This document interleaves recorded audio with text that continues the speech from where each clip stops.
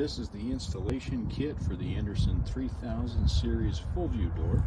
Let's open up this box and see what we got. So in here, you'll see two green bags. These are the container bags for the door closer hardware. This yellow bag has all of the installation screws.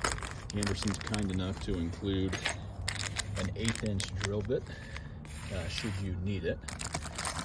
There is a door closer that has a button on the end. This is the bottom closer.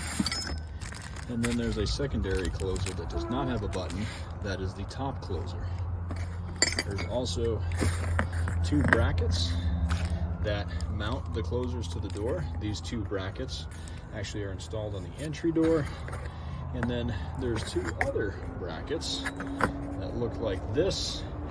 These brackets will actually lock into the other brackets, kind of like that. I'll walk you through that when we do the install. But this is what is included in the installation kit of the Andersen 3000 series box.